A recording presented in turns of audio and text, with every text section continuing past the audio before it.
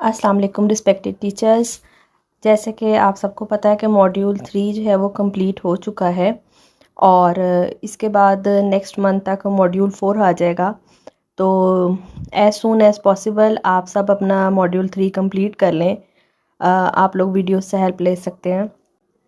आज इस वीडियो में मैं समरी तमाम यूनिट्स की, क्योंकि बहुत सारे टीचर्स मुझे रिक्वेस्ट करते हैं कि आप एक ओवरव्यू बना दें ताकि जो सच में इस मॉड्यूल से फ़ायदा उठाना चाहते हैं और इसको समझना चाहते हैं उनका जो है वो इससे फ़ायदा हो जाता है।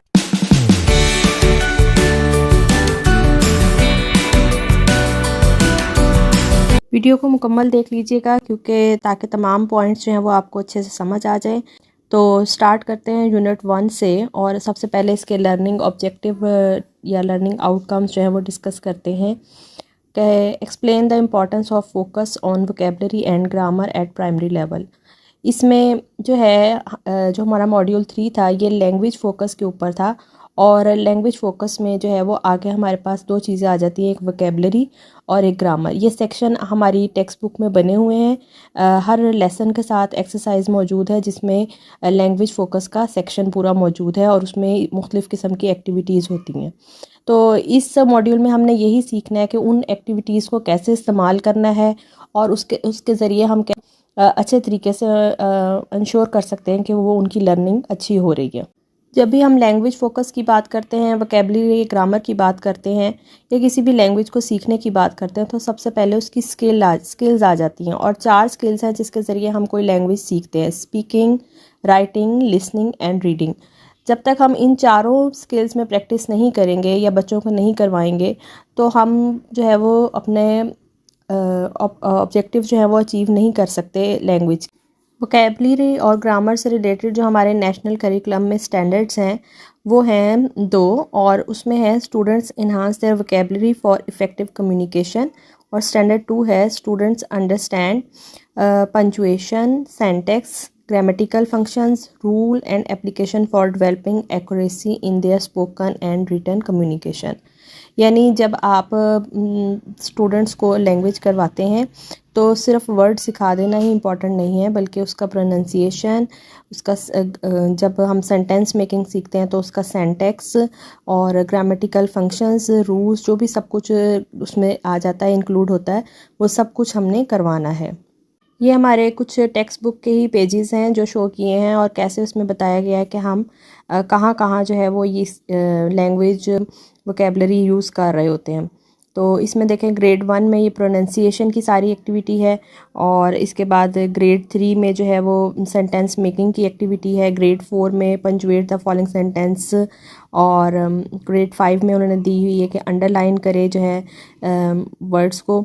तो ये सब इस तरह की जो एक्टिविटीज़ हैं ये सब हमारी लैंग्वेज वोकेबलरी में आ जाती हैं। यूनिट 2 स्टार्ट हो जाता है। यूनिट 2 में जो है हमने जो है फोकस करना है कि what should I prepare for a vocabulary lesson और एक्टिविटी।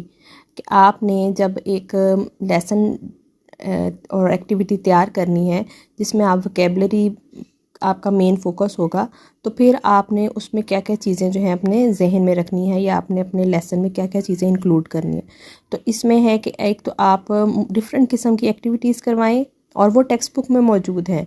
इसके लिए आपको कोई एफ़र्ट नहीं करनी है, आप अपनी टेक्स्ट बुक देखें तो उसमें आपको बहुत सारी जो है एक्टिविटीज़ मिल जाएंगी। और उसके बाद है हमने उनको क्लैरिफाइंग करने मीनिंग, बच्चों को मीनिंग्स लाजमी बताएं उनके, क्योंकि देखिए ये हमारी लैंग्वेज नहीं है तो जब तक बच्चे अपनी लैंग्वेज में नहीं समझ सकेंगे तो वो लफ्ज़ उनके जहन में नहीं बैठेगा। उसके अलावा उसकी प्रोनंसिएशन जो है वो आप बताने की कोशिश करें और उनको करेक्ट करें, अगर वो गलत बोलते हैं उनको करेक्ट करें। और फिर जो है फॉर्म के किस तरह से आप उसको डिफरेंट वर्ड्स में सेंटेंसेस में यूज़ करेंगे वो आपने उनको सिखाना है कि बच्चे को पता हो कि जो लफ्ज़ उसने सीख लिया है वो आप उसको सिर्फ एक जगह नहीं बल्कि बहुत सारी जगह पे इस्तेमाल कर सकता है। फिर इसी यूनिट में जो है वो कंट्रोल्ड और फ्रीड प्रैक्टिस के बारे में बताया गया। कंट्रोल जो है वो छोटी छोटी एक्टिविटीज़ होती हैं जिनके बहुत सिंपल आंसर होते हैं और जैसे येस और नो में होते हैं या ऑप्शन वाले MCQs होते हैं। तो बच्चे जो है वो फिलिंग द ब्लैंक्स हो गए जिसमें वर्ड बैंक दिया होता है और फिर उस वर्ड्स में से ही उसने फिल द ब्लैंक्स करना होता है। तो ये कंट्रोल प्रैक्टिस होती है। तो जो फ्री प्रैक्टिस होती है उसमें आप बच्चे को मतलब खुद से लिखने के लिए दे सकते हैं कि 5 सेंटेंसेस लिखें, और या आप अगर रीडिंग का है या अगर लिसनिंग का, स्पीकिंग का है, तो वो उस हिसाब से ही वो उसको एक्टिविटी को खुद बयान कर सकें। How can new vocabulary be presented to learners. इसमें कुछ इन्होंने मेथड्स दिए हुए हैं, जैसे वर्ड्स इन कॉन्टेक्स्ट, यानी अगर आप बच्चा जो है वो जो भी आप उसको पढ़ा रहे हैं उसका आप किसी चीज़ से लिंक बना दें, कॉन्टेक्स्ट बना दें, तो फिर वो उसको जो है वो ज़्यादा याद रह जाएगा। ठीक है। और जो भी उसने पैराग्राफ अगर रीड किया है तो वो उसको पूरा को पढ़ के जो एक निचोड़ निकाले किसी लफ्ज़ का या किसी चीज़ का या उस पूरे पैराग्राफ का, तो वो उस जो है उसको याद रहेगा। इसी तरह विजुअलाइज के आप बच्चे को पेपर दे दें और वो जो भी वर्ड आप उसको बोल रहे हैं, छोटे बच्चों के लिए ख़ास तौर पे हम ये करवा सकते हैं जो केजी के या नर्सरी 1 के, तो वो ड्रॉ करें, जो उनके जहन में आ रहा है वो उसको ड्रॉ करें, या अपने जहन में ही आप उनको कहें कि आपके जहन में इस तरह की पिक्चर आ रही है, तो वो जो ड्रॉ करेंगे वो फिर जो है उसको सारी ज़िंदगी वो लफ्ज़ याद रहेगा। इसी तरह रियल लाइफ एग्जांपल्स हैं, जैसे हम वर्ड्स जो है बच्चों को करवाते हैं वेजिटेबल्स के या फ्रूट्स के, तो ज़ाहिर है जो वो आम जिंदगी में पहले देख ही रहे होते हैं, फिर जब हम उनको एसोसिएट कर देते हैं कि जी ये एप्पल है या ये वेजिटेबल है कोई, तो फिर वो उनको याद रहने लग जाती हैं चीज़ें। इसके अलावा है निमोनिक्स, इसमें जो है वो आप कुछ वर्ड्स के कोड बना देते हैं, यानी ताकि उनको याद रखने में आसानी हो। यहाँ पर इन्होंने एग्जांपल दी हुई है कि नेवर ईट सोर वाटरमेलन। उसको बताएंगे कि 4 जो है वो डायरेक्शंस होती हैं, north, east, south and west. तो ये वही लेटर्स के साथ जो है वो एक गेम बन जाएगी और वो उसको याद रह लेगा। इसी तरह की रेनबो के कलर्स याद करने के लिए जो है वो एक तरतीब होती है। ठीक है, इसको निमोनिक्स कहते हैं। फिर यूज़ द इनर वॉइस, तो बच्चों को रीड अलाउड करने का आदी बनाएं, वो पहले रीड करें और फिर उसको अपने जहन में दोहराएं। तो जितनी दफ़ा वो जहन में इसको दोहराएंगे उनको ज़्यादा अच्छी अंडरस्टैंडिंग होगी। देन यहाँ 4 स्टेप्स दिए हुए हैं कि रीड एंड रीड अराउंड, यानी जो वर्ड हम उनको नया सिखा रहे हैं उनको कहें कि उसके आगे वाला और पीछे वाला वर्ड है उन सबको मिला के बार बार रीड करें। ठीक है। फिर है आइडेंटिफाई कॉन्टेक्स्ट क्लू, यानी उसके हिसाब से आगे और पीछे वाले वर्ड के हिसाब से वो क्या मीनिंग जो है वो इन्फर कर सकते हैं। डिसाइड ऑन अ मीनिंग, फिर वो देखेंगे कि गेस करेंगे कि कौन सा मीनिंग जो है वो इस वर्ड का क्या मीनिंग हो सकता है, और उसके बाद check the meaning in context, फिर वो उसको आप खुद बताएंगे। या टीचिंग वोकेबलरी थ्रू गेम्स, आप मुख्तलिफ गेम्स बना के बच्चों को जो है अपनी तरफ अट्रैक्ट कर सकते हैं ताकि वो ज़्यादा इजीली समझ सकें। इसमें आप फ्लैश कार्ड यूज़ कर सकते हैं। ठीक है। और आप बैक टू बोर्ड वोकेबलरी, यानी बोर्ड के ऊपर जो है वो रोज़ की वोकेबलरी लिखें और फिर रोज़ उसको रिपीट करवाएं। ठीक है। और वर्ड बैग्स जो है वो आप बना सकते हैं या बास्केट्स बना सकते हैं प्यारी सी, ताकि उसमें आप रोज़ जो है वो बच्चे अपना सीखा हुआ वर्ड डालें और फिर उसको रोज़ जो है वो जैसे जैसे वो ऐड होते जाएंगे हर नए दिन के साथ उसको रिवाइज भी करते जाएं। यूनिट 3 में हमें जो है वो हमने गेम्स के थ्रू या एक्टिविटीज़ के थ्रू कैसे जो है वो बच्चों को इन्वॉल्व करना है वोकेबलरी या ग्रामर के लेसन में। तो इसमें फिर वही आ जाती है कि फ्री प्रैक्टिस करवाएं बच्चों को, और बार बार जो है वोकेबलरी को रिसाइकल किया जाए, और इसको जो है टेक्स्ट बुक में जो एक्टिविटीज़ दी हुई हैं उसके ज़रिए भी उनको बार बार रिपीट किया जाए। ठीक है। तो learning vocabulary becomes more interesting for learners through interactive activities and games. ये छोटी छोटी गेम्स जो हैं वो आप खुद भी बना सकते हैं, आपने उनको अपॉर्चुनिटी देनी है कि वो उसको जो है कर सकें। अपना एक क्लासरूम का जो इन्वायरमेंट है वो इतना अच्छा रखें कि बच्चे जो हैं वो फुली उसको लर्न कर सकें। रेपिटिशन, वोकेबलरी जब हम करवाते हैं तो रेपिटिशन बहुत ज़्यादा ज़रूरी है।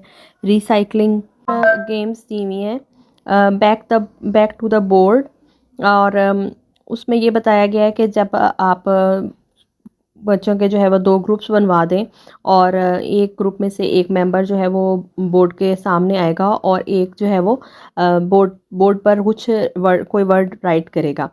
तो वो वर्ड जो है वो सारे बच्चे देख सकते हैं, जबकि जो बच्चा क्लास की तरफ मुंह करके खड़ा है वो वर्ड नहीं देख पाएगा। अब बाकी बच्चे जो हैं वो उसको क्लूज देंगे, उसको हिंट देंगे ताकि वो जो है वर्ड गेस कर सके, और इस तरह जिस टीम का मेंबर जो है वो गेस कर लेगा उस टीम को पॉइंट मिल जाएगा। Play a game of pop, ठीक है, एक वर्ड उसने पिक करना है और फिर उसमें से उसको फिर उसने जो है एक्सप्लेन करना है अपने बाकी के साथियों को। फिर है टेक अ गैलरी वॉक। मुख्तलिफ जो है आप वर्ड्स की वोकेबलरी जब आप बनाएं तो उसको एक रूम में इस तरह से आप सेटअप बना दें उसकी पिक्चर्स का या उससे रिलेटेड फ्लैश कार्ड्स का, और बच्चे जो हैं वो उसको देखते जाएं और फिर अपने उनको वो चीज़ें याद रह जाएंगी, ठीक है। और इसी तरह मैच वर्ड और डिस्क्राइब द करेक्टर, ठीक है। जब हम मैच वर्ड्स को मैच करवाते हैं आपस में या फिर कोई करेक्टर डिस्क्राइब करवाते हैं, इसमें भी बच्चे बहुत इंजॉय करते हैं। Filling the words from A to Z रहेगा, जैसे एक वर्ड किसी ने ए से बोला है, फिर दूसरा वर्ड कोई बी से बोले, फिर तीसरा वर्ड कोई सी से बोले, तो वो एक खुद ब खुद उनकी एक वोकेबलरी साइकिल बनता चला जाएगा। फिर है use RAFTS RAFTS to write vocabulary stories. Students को एक रोल दिया जाएगा किसी स्टोरी में से, और फिर जो है वो बाकी के स्टूडेंट्स जो हैं वो एक ऑडियंस होगी और फिर इस तरह से वो एक दूसरे के सामने परफॉर्म करेंगे। एक्रोस्टिक पोइम्स हैं, जैसे आप एक वर्ड होता है और फिर उसके आगे से हम उसके जो लेटर्स होते हैं उसके साथ कोई ना कोई वर्ड जोड़ते चले जाते हैं, तो इस तरह से भी बच्चे जो है वो याद रख लेते हैं। बिकम अ वर्ड कलेक्टर और play word a taboo. Recycling activity में वीकली क्विज आता है, यानी जैसे एक वीक में आपने जितने वर्ड सीखे हैं वो उसका फिर एक क्विज करवा लें। फिर है डिक्टो ग्लॉस और vocabulary post box, quick fire quiz, beep sentence circles too. Vocabulary needs to be recycled. Recycle means कि आप उसको बार बार जो है रिवाइज करवाते रहें। आप उसको 1 मंथ के बाद या जैसे भी आपकी रूटीन है आप उसको वीकली भी रिवाइज करवा सकते हैं, मंथ वाइज भी रिवाइज करा सकते हैं, किसी लेसन के स्टार्ट में या किसी लेसन के एंड पे भी रिवाइज करवा सकते हैं। इस तरह जितनी दफ़ा ज़्यादा बच्चे जो हैं वो वर्ड्स बार बार सुनेंगे तो उनको वो याद होते चले जाएंगे। यूनिट 4 स्टार्ट हो रहा है और इसमें जो है वो आपको बताया जा रहे हैं कि इंडक्टिव और डिडक्टिव मेथड्स क्या होते हैं ग्रामर टीचिंग में, ठीक है, और उसके एडवांटेजेस और डिसएडवांटेज। ये पहले डिडक्टिव टीचिंग को एक्सप्लेन करती हूँ। A method of teaching grammar where the teacher tells the learner the rule, यानी आप उनको पहले ग्रामर के रूल समझा दें। प्रेजेंट कॉन्टीन्यूस में जो है वो ING लगाना है हमने वर्ड के साथ और इज़ आर एम लगाना है, तो यानी हम उनको रूल्स पहले बता रहे हैं और उसके बाद हम उनको प्रैक्टिस करवाएं। इंडक्टिव टीचिंग में ये होता है कि पहले आपने रूल नहीं बताने, बच्चे सेंटेंस की प्रैक्टिस करें, मुख्तलिफ़ किस्म के सेंटेंस को देखें, उनको समझें और फिर वो खुद उनको समझ आ जाए चाहे ये पास्ट का है फ्यूचर का है, और वो ये रूल्स फिर अपने लिए खुद डेवलप करें। देन ग्रामर की जो टीचिंग होती है उसमें जब हम टेंसेस वगैरह पढ़ाते हैं तो हम ये इस तरह की टाइम लाइंस यूज़ कर सकते हैं जिससे बच्चे जो है वो टाइम के बारे में जो है वो जान सकें और उसके बाद वो सेंटेंस बनाएं तो उनके लिए इजी हो जाता है। यूनिट 5 में जो है इसमें भी कुछ गेम्स का जिक्र किया गया है। पहले जो हमने यूनिट 3 में डिस्कस की थी वो थी वोकेबलरी से रिलेटेड, ठीक है, तो इसमें ग्रामर से रिलेटेड आप कौन सी गेम्स इस्तेमाल कर सकते हैं वो इसमें डिस्कस की गई हैं, और इसमें भी रिसाइकलिंग का जो है वो पॉइंट। प्रोडक्शन एक्टिविटीज़ ये होती हैं कि आप जो ग्रामर स्ट्रक्चर पढ़ा रहे हैं बच्चे उसको अपनी रियल लाइफ में के करीब जो है वो उनके रियल लाइफ के करीब हो, यानी आप उनको इतने डिफ़िकल्ट सेंटेंसेस ना करवाएं कि वो उसको समझ ही ना पाएँ। हम अपने बच्चों को उस तरह की लैंग्वेज पहले सिखाएं कि जो उनको इजीली समझ आ सके और जो उनकी रियल लाइफ के करीब तरीन हो। तो और उसमें जो है वो ग्रामर स्ट्रक्चर के अलावा कोई टॉपिक मॉरल या वोकैबुलरी भी जो है वो यूज़ हो रही हो। Pros and cons of correction. अब जब भी हम ग्रामर करवाते हैं तो हमें बच्चों को करेक्ट भी करना होता है, लेकिन इसके कुछ एडवांटेजेस और डिसएडवांटेज होते हैं कि बच्चे को हमने करेक्ट अगर किया है, समटाइम्स हम जब बच्चा गलत सेंटेंस बोलता है हम उसको करेक्ट करते हैं तो उसका जो है वो कॉन्फिडेंस लो हो जाता है। इसलिए हमें ये चीज़ देखनी पड़ती है कि हमने बच्चे को किस तरह से करेक्ट करना है और कब करेक्ट करना है। तो करेक्ट करना भी ज़रूरी है, हम उसको छोड़ भी नहीं सकते।